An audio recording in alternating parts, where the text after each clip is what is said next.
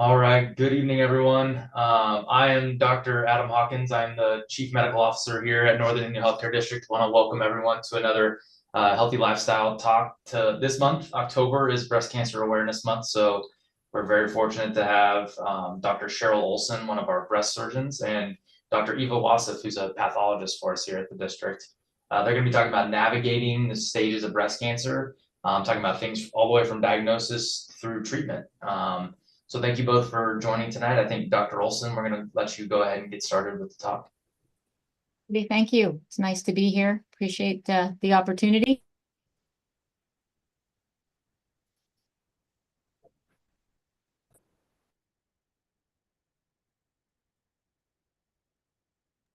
Sorry, I was muted. I didn't realize that.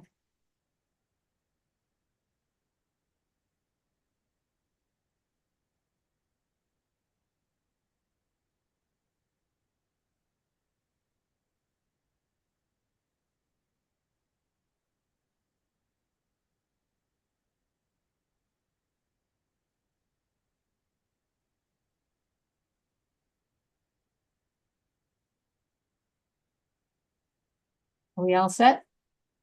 Just about. 1 second, please.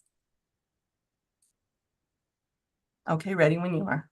All right, great. Well, welcome everybody. I'm Dr. Olson, just going to talk a little bit about stages of breast cancer, how we determine that, and then how it helps us decide how to take care of patients. Go ahead.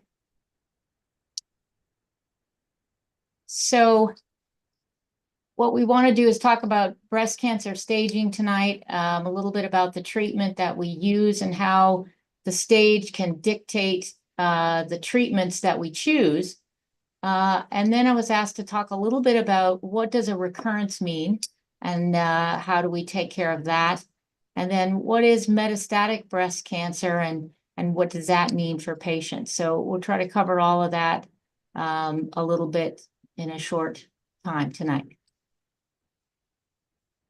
So the staging system is made up of, everybody kind of knows the stages 1, 2, 3, and 4, but typically we use a TNM staging system. So T stands for the size of the tumor. And then we use the N, as in Nancy, for the node status, meaning are there any nodes that have cancer in them? And then the M is for, is there any tumor that has made it to distant organs like the liver, the brain, the bone. And so those three parts make up each individual stage. I'm going to give you some details and then we'll, at the end, we'll kind of put it all together and talk about the 1, 2, and 3 stages. So the tumor is about the size of the tumor and T1, of course, they have to make it complicated and divide T1 into 3 little parts. But if it's a T1A, it's a pretty small cancer. What we think of typically is T1 is less than 2 centimeters. So anything 2 centimeters or less is a T1. T2 goes from 2 to 5 centimeters. So that can be a pretty significant tumor, which actually has ramifications in terms of what surgery I might be able to perform. And then when you get to T3, the tumors are quite large, greater than 5 centimeters. And then a T4 is pretty significant in that usually indicates that the tumor is either invading the skin or invading the chest wall muscle, or in other cancers, an adjacent organ. So colon cancer, it invades the fat or muscle or whatever. So let's move on. Next slide. So the lymph nodes, typically we would prefer to be N0, which is no lymph nodes involved. And again, it gets quite busy in terms of nodal status. N1 is usually 1 to 3 lymph nodes. That's 1A. B and C are nodes somewhere else on the chest wall. And then an N2 is really in the number of nodes involved. So 4 to 9 lymph nodes involved. And that has to be more than 2 millimeters of a focus. Otherwise, it's considered a micromet. Anyway, N3 is when there's more than 10 lymph nodes involved, or the tumor has made it up above the clavicle to the nodes we call supraclavicular lymph nodes. So that's not a place you want to be with cancer. Next slide. And then the metastasis, so the M part of our staging is whether it has made it to the bone, whether it's made it to the liver, brain, lung, ovary, and peritoneum are common sites. The bone is probably the most common site for breast cancer to metastasize to, but we do see it in liver. And unfortunately, we do see it in the brain or even in the spinal fluid in the spinal column, and then the lungs and the ovaries as well. Go ahead. So when you put it all together, then a stage 1 really translates to a small tumor without lymph node involvement. Pretty clear. We have a way to kind of cheat a little bit and realize that stage is N+1. So if you're an N0, if you have no lymph nodes involved, you're likely going to be a stage 1. If you're an N2, you're for sure going to be a stage 2. You could be a stage 3 if the tumor is quite large. But so just to go back to what's on the slide is the stage 2 is a larger tumor with involvement of nearby lymph nodes, or it could be a small tumor, but with lymph node involvement. And there's some subclassifications too. Again, that gets complicated, and I usually have to look at the chart or the pathology where they figure it out for us. Stage 3 is a much larger tumor, involvement of many lymph nodes, or spread to the nearby tissue. So you can still be a stage 3 and have a T4. So sometimes these can be confusing because you'll have a T3 or T4 designation, but you're still a stage 3. So again, stage is made up of tumor size, lymph node status, and then whether there's any metastatic involvement. And so stage 4 is when we have metastatic tumor in distant organs. So if you have that metastasis to a bone or something, that's when we call it truly stage 4. So there's my little trick. The N+1 generally will give you the stage, but there's a couple little exceptions to that. Go ahead. So the importance of staging is that obviously the prognosis is different based on staging, and our treatment options can be significantly different. Most commonly, the early stages, stage 1 and 2, are pretty easy to treat. There's always some surgery involved unless the patient's inoperable. If we preserve the breast, we add some radiation. Chemotherapy gets complicated, but chemotherapy is one of our ways of treating cancer. And in breast cancer, there's kind of 2 definitions of chemotherapy. One is the true chemotherapy that comes in the IV form that does make your hair fall out. But we also talk about chemoprophylaxis or treatment with estrogen suppression, estrogen blockers. Those are really a form of systemic treatment that works on the whole body to help get rid of cancer cells. And then there's always a nice combination of things that we do to enhance the overall treatment.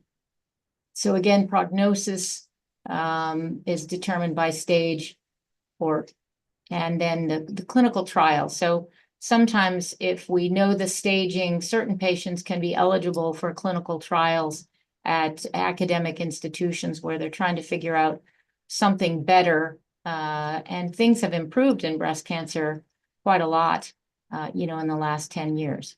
It's a complex process. So don't try to figure this all out on your own. Ask your doctor. Okay. So the staging usually has an effect on the survival. And this is just a very generalized, please understand, this is a very generalized statistic and representation of the differences between stage and the differences between the types of tumor. Breast cancer comes in several forms, but One is the hormone sensitive tumors, which is an ER positive tumor.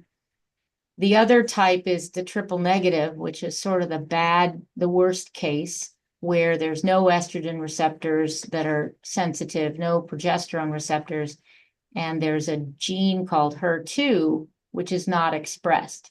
So the only thing we have to throw at those patients is the straightforward IV chemotherapy. In our estrogen positive patients, we can use chemo if need be, but we can also use that hormone suppression for 5 years, which is very effective. So if you look at the stage, the localized stage, either a non-invasive or stage 1, or even a stage 2, but no lymph nodes involved, the prognosis is quite good, 99% 5-year survival. It goes down a little bit if you have a lymph node involved, and actually that's kind of a low number, and I think that's because it's a general statistic. When you look at estrogen positive patients and even some early stage triple negatives, their survival is actually a little bit better. Then when you get to the distant Mets, then the survival is actually more difficult. But actually, we do have the ability to keep patients actually healthy and alive and functioning for quite some time. Bone Mets is one of the probably the most treatable distant metastasis that we do take care of. I've had patients live 10 and 15 years with bone Mets. So it's not necessarily a death sentence, but we do think of stage 4 as not curable. So we can go on to the next. Again, I've sort of touched on the estrogen receptors. There's lots of other characteristics that come into play and that we have to consider when taking care of patients, when deciding what treatments are going to be best, and even what order we do things in. I think one of the thing that patients find more shocking is when I see them as the surgeon and we're working things up, we're coming up with a clinical stage. And if patients have a HER2 receptor that's overexpressing or they're HER2 positive, the standard of care in most cases, unless the tumor is very, very small, is to get those patients to chemotherapy before surgery. And certainly the triple negative patients where the estrogen and progesterone receptors are not manifest and the HER2 is negative, those patients get chemotherapy first, unless there's extenuating circumstances. And sometimes patients just don't understand that treating the whole body, the systems, is actually better for their survival than going straight to surgery.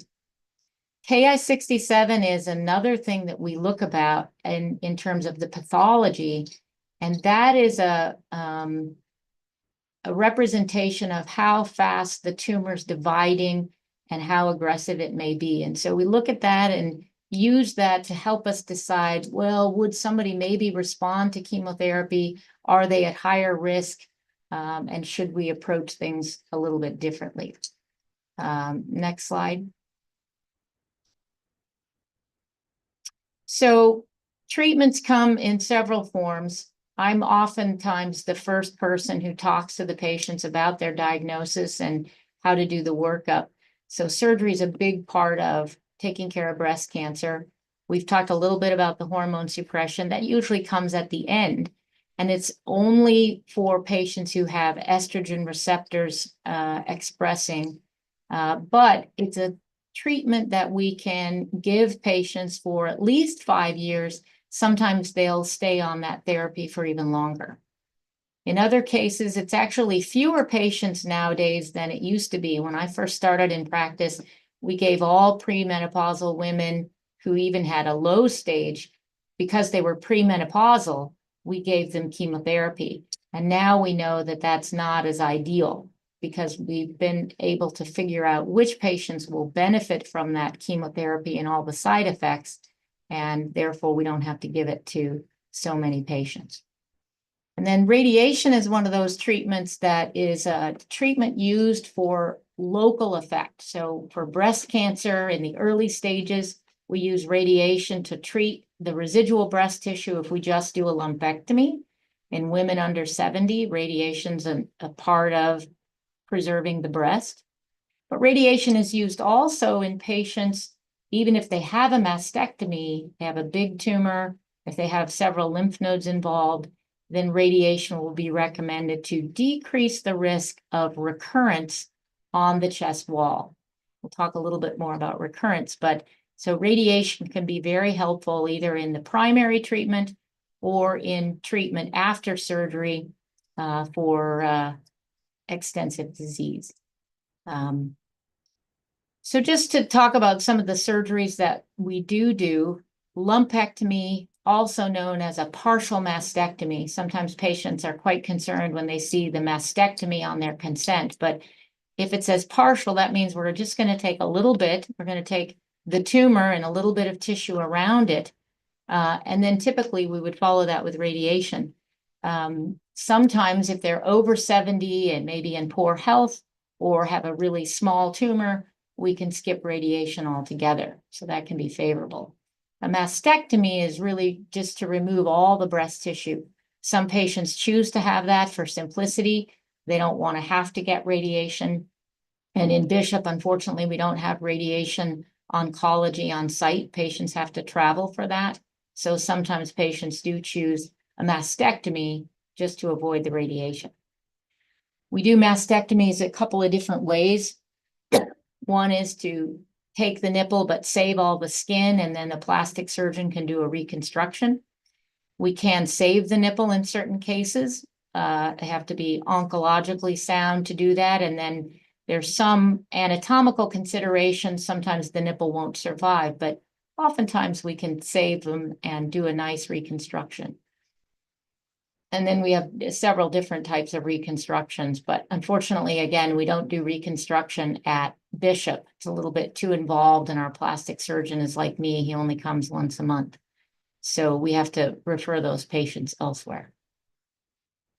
Next. So one thing that is a consideration when we do the staging, how we figure out whether the lymph nodes are involved or not is by doing what's called a sentinel lymph node biopsy.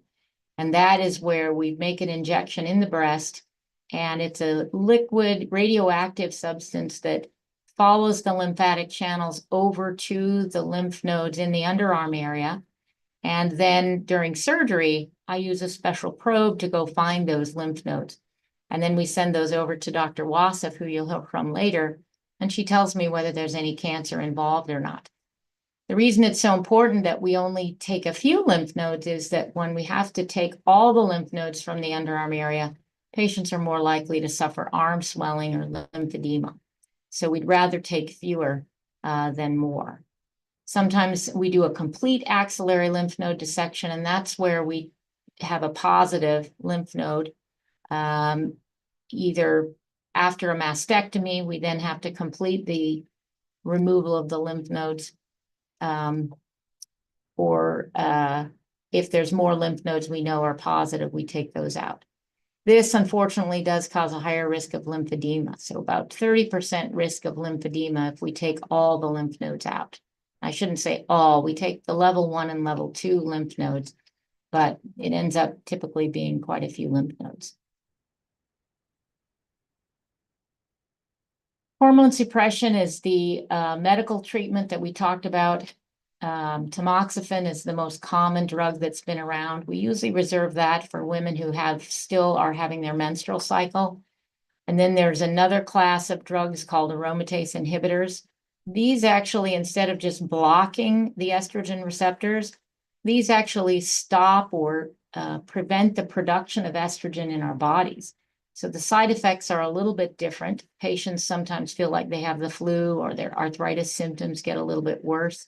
But it's quite a bit more effective than tamoxifen alone, just because of the way it works.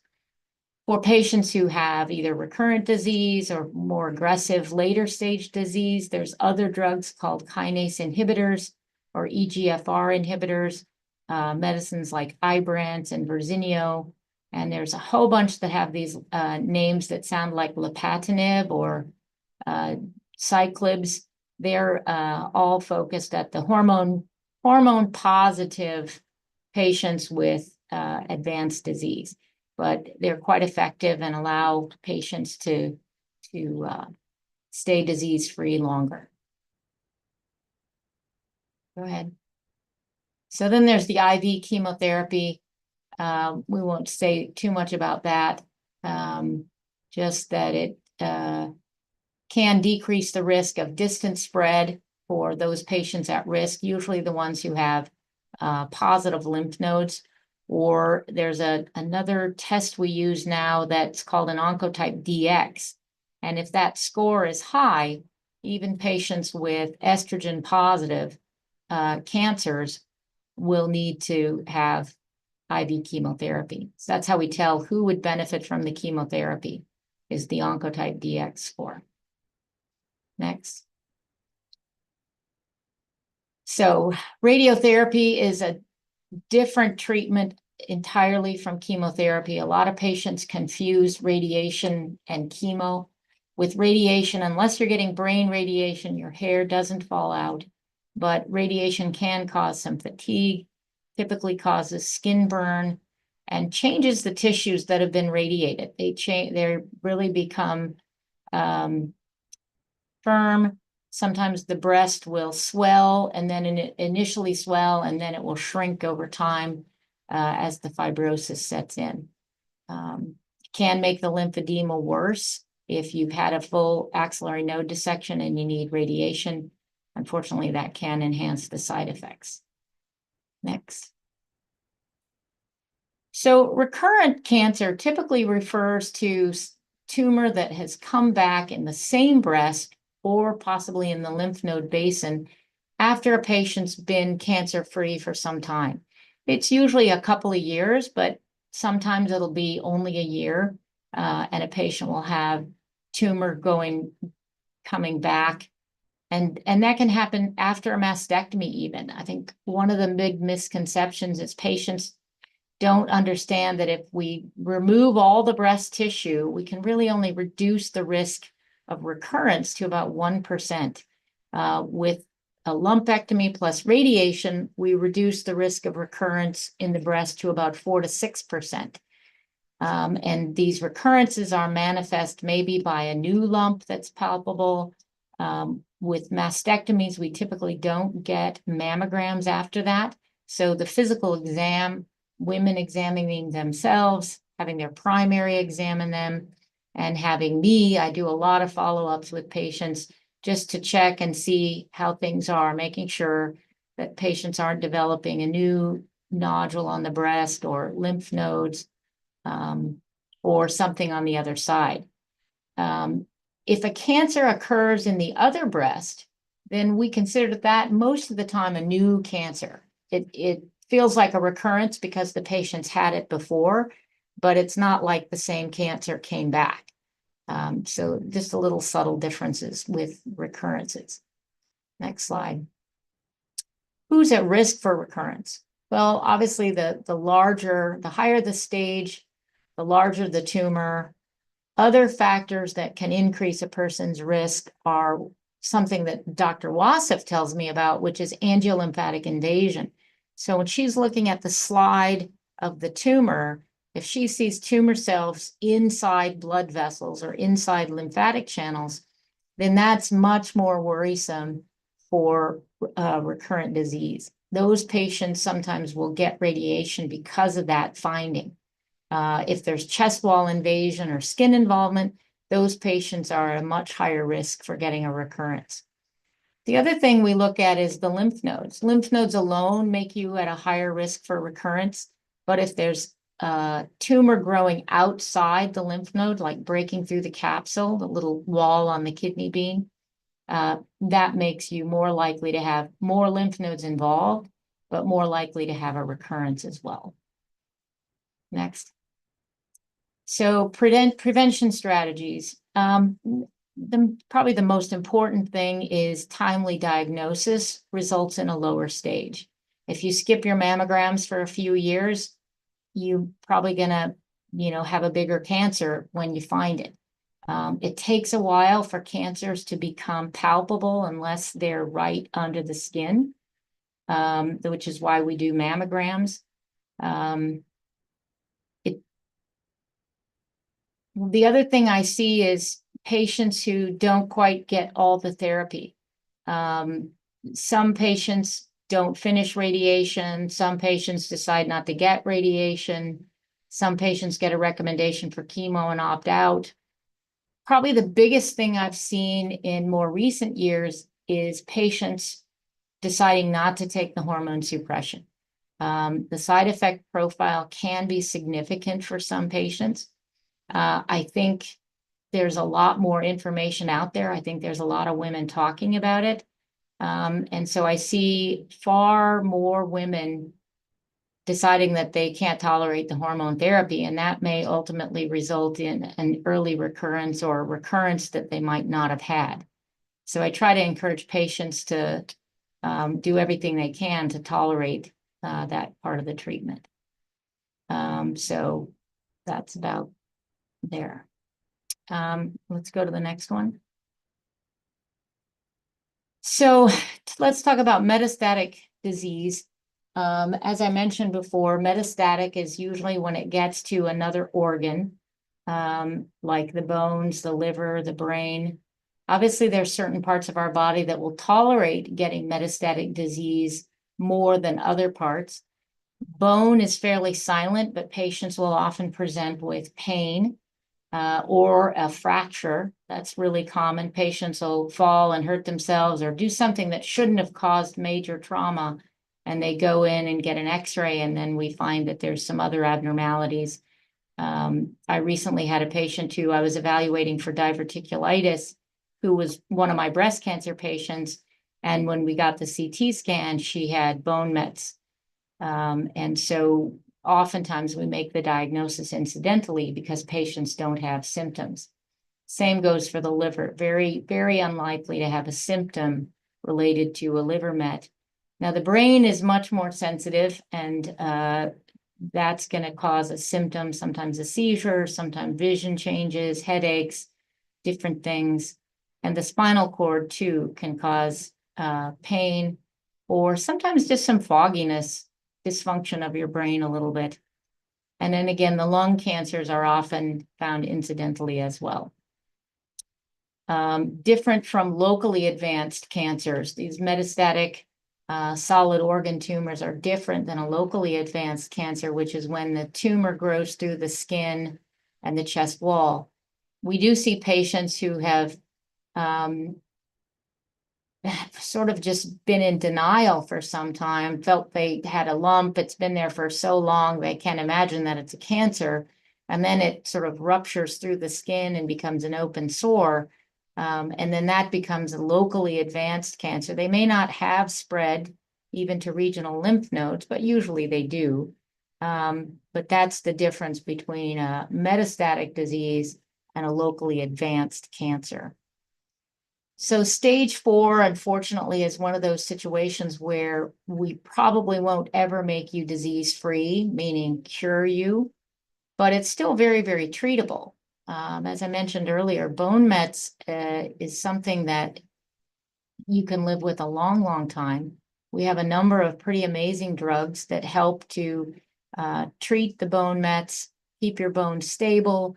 If you have a pathologic fracture, those can be stabilized by the orthopedic surgeons or sometimes treated with radiation to make them stable and so your spine doesn't collapse. So not all distant disease is as terrible. Liver mets, they can get different forms of chemotherapy, Ibrance, Verzenio, those are used. And then there's some new ones called PD-L1 inhibitors or checkpoint inhibitors that are pill form or injections, not all IVs. And these are more of immunotherapy. So the hair doesn't even fall out with these, but they do treat the tumors quite effectively and keep patients alive and functioning much longer. So it's been some pretty encouraging developments with treatment of breast cancer. One of the recurrences that we see often are patients with HER2-positive breast cancer. HER2-positive is usually very responsive to chemotherapy, but unfortunately, it's a bad cancer and it does tend to come back.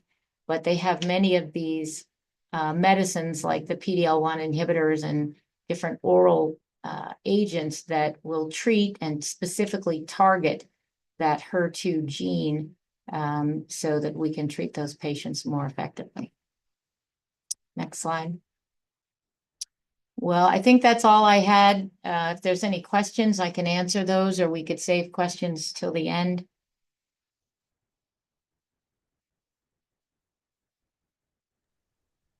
Or do we have any questions on YouTube?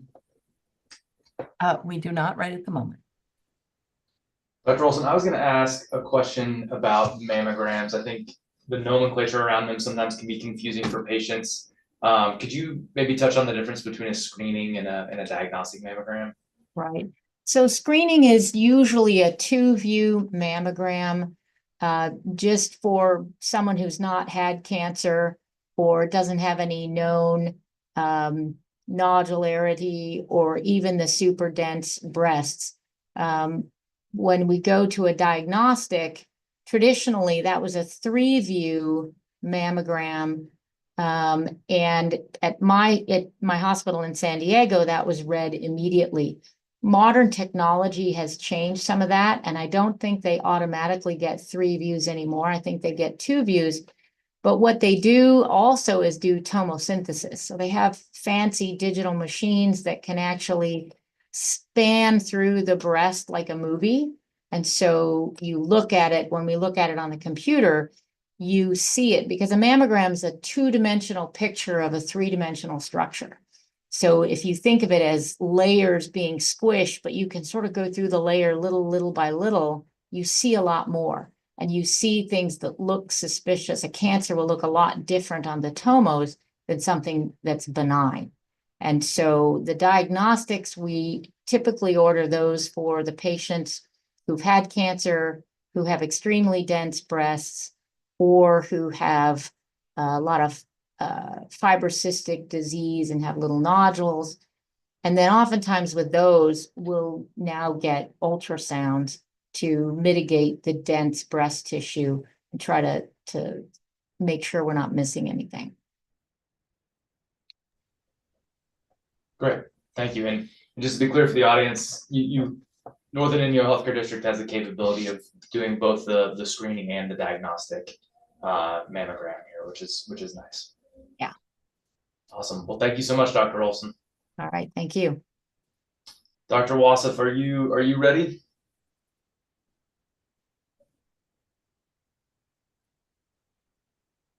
Her mic is muted. Yeah, Dr. Wasif, we can't hear you if you can hear us.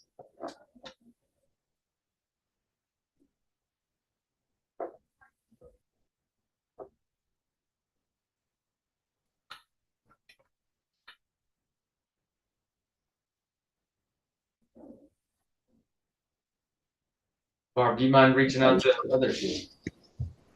Can you hear me? We can hear you now. Oh, good. Okay.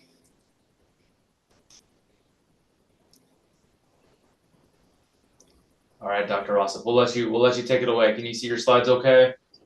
I can see the slide, yeah, but I don't know how to advance it. I think if you just let Barb know, she'll go ahead and advance it all right. for you if you just say next slide. Okay, now the role of pathologist in breast cancer diagnosis. Next. Just some facts about breast cancer and some statistics that about more than 300,000 new cases of invasive breast cancer will be diagnosed in women, and 56,000 new cases of ductal carcinoma in situ will be diagnosed. 42,000 women die of breast cancer, and median age of diagnosis is 62. This is just it all starts with a mammogram, and here it shows. This is the one on the right is the classifications that can be a leading thing to biopsy to rule out carcinoma, and the middle one is a definite cancer with irregular borders, and the one on the left is like discrete mass. Next, can you hear me? Dr. Watson, we can hear you. It's just a little choppy though. Okay. And this leads to a needle biopsy. Can you hear me now? Yeah, much better. Okay. So they direct the needle to where the lesion is, which as you see it in the right side, it's a little bit, it's a diagram different from the rest of the breast tissue, which consists of lobules that connect together into a big duct that goes through the nipple, where the milk comes out normally. And a diagram on the left, it shows what normal breast tissue and then the palpable tumor in the center. Next. And then after we get the biopsy, that we have processed the specimen and the slide and cut very thin sections mounted on a slide and stained. Next.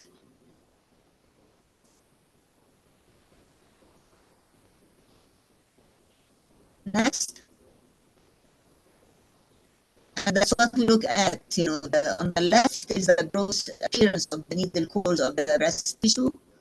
And on the right is what it looks like under the microscope. It's a very low magnification, so you don't expect to see much on it. Next. Types of surgical specimens, Dr.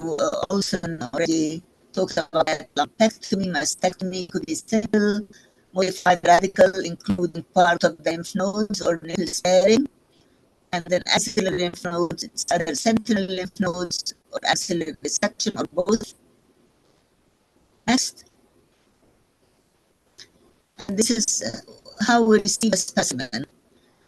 Like a lump of tissue with different markings, sutures attached to different sites of specimen for orientation.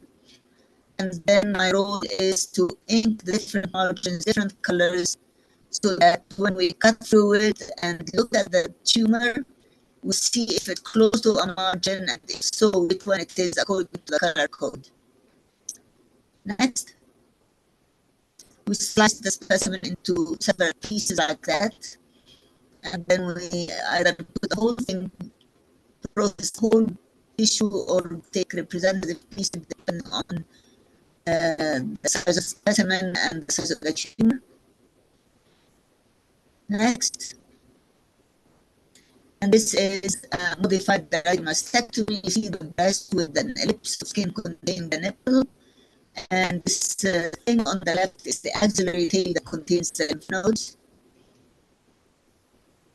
Next. And then the type of breast cancer, there is intraductal carcinoma, invasive ductal carcinoma, which constitutes the major part of breast cancer, 76%, invasive globular carcinoma, 7%, and then different other kinds that constitute a smaller percentage of breast cancers. Next.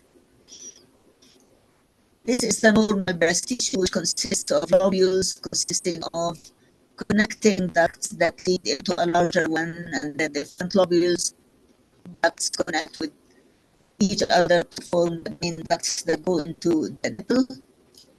Next. This is ductal carcinoma. On the left, this thing, it's intraductal carcinoma in situ with central necrosis.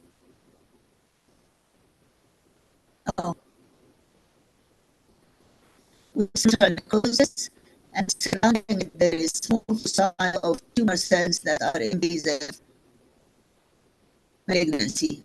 On the right picture, that's invasive ductal carcinoma. The cells are large and different shapes and sizes with large hyperchromatic with dark nuclei. Next. And that's lobular carcinoma. The big blobs constitute the in situ lobular carcinoma. The form of the lobules are distended with small cells, and then it's not invasive. All these little streaming small cells are the invasive lobular carcinoma. Next. And this is a picture of a lymph node. The pink stuff around is the capsule of the lymph node, and the dark rim of blue stuff is the lymphocytes. And all these interlacing duct structures or tuber structures are metastatic tumor in the lymph node. Next. And then the prognostication studies, we perform prognostication studies on breast cancers, which are composed of estrogen receptors, progesterone receptors, HER2, oncotype DX, and MammaPrint or PAM50.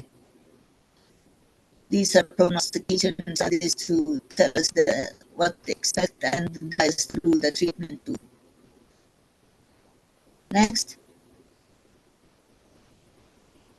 And the clinical stages, Dr. Olson has already done all that in great details. Next. And that's another diagram for pathology staging and clinical staging. We have the PTNM, the pathology, tumor, different sizes, different stages, and the lymph node involvement and combinations of what the PT and the PN does gives you the PNM stage. Next. And again, Dr. Olson has discussed that in great details. I don't need to go through it again. Stage 1, anyway, is the invasive cancer in normal breast tissue in two types. 1A, tumor is small, has no spread to lymph nodes. 1B, tumor has gone into lymph nodes and is usually less than 20 meters in size. Stage 2, again, two stages 2A and 2B. Stage 2A, where it spreads at least 1 to 3 lymph nodes, and again, the tumor is 2 centimeters or less, and it could be 2 to 5 centimeters without spread outside the lymph nodes. And then stage 2B, tumor is 2 to 5 centimeters, and the disease has spread to 1 to 3 lymph nodes, or the tumor is larger than 5 centimeters but has not spread to outside lymph nodes. Next. And then stage 3, A, B, and C. Again, tumor 3A is tumor of any size spread to 49 lymph nodes, or the tumor larger than 5 centimeters and only spread to 1 to 3 lymph nodes. 3B, any size and the disease spread to the chest wall. It may cause swelling of the breast and maybe up to 9 lymph nodes. Inflammatory breast cancer is considered 3D. Inflammatory breast cancer is when the tumor is present in lymphatics in the skin, and usually it presents with edema and redness of the breast. 3C, the tumor of any size would spread to 10 or more lymph nodes. Stage 4, which is metastatic tumor of any size, and the disease has spread to other organs like bones, lungs, brain, liver, distant lymph nodes, or chest wall. Next.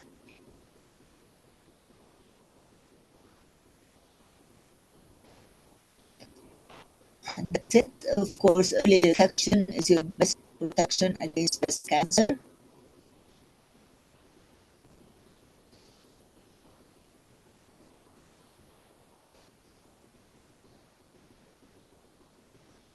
And that's all.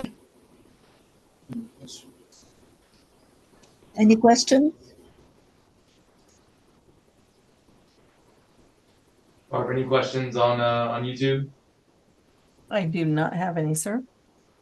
Awesome. Well, thank you so much, Dr. Wasif. I definitely want to just reiterate how fortunate I feel to live in, a small geographically isolated town like Bishop.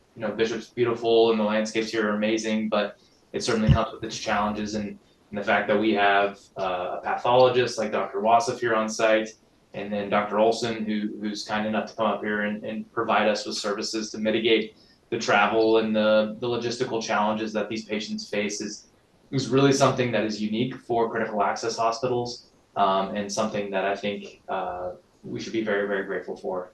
So thank you both for all that you do and for the care that you provide our community and through our hospital. Thank you for giving us the opportunity to serve. Absolutely. Well, if there are no further questions, this will conclude the talk for the evening. Remember, we have screening and diagnostic mammogram capabilities here. We have the moonlight mammograms this month as well, so we've extended the hours in the evening, Wednesday evenings. Normally we close between 5 and 6, so we've extended those hours out to 8 for those women that, you know, work normal jobs or have to pick up children, and it's really hard to get in between the normal business hours. So please be aware that we do have these extended hours here. This is the number to call to make an appointment. If you need assistance making an appointment, you can also do so through your primary care physician as well. Awesome.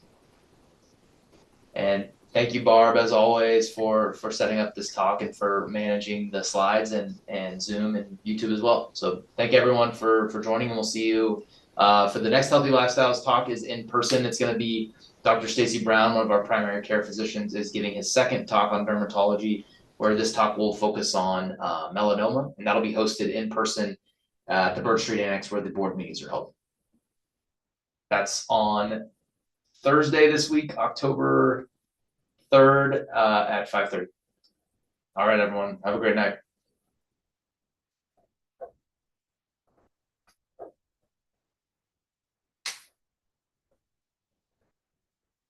Thanks. Thank you, Dr. Olson. Thank you, Dr. Wasif. I appreciate it as always. Welcome. All right. See you guys later. We'll see ya. Thanks, everyone. Thanks, Barb.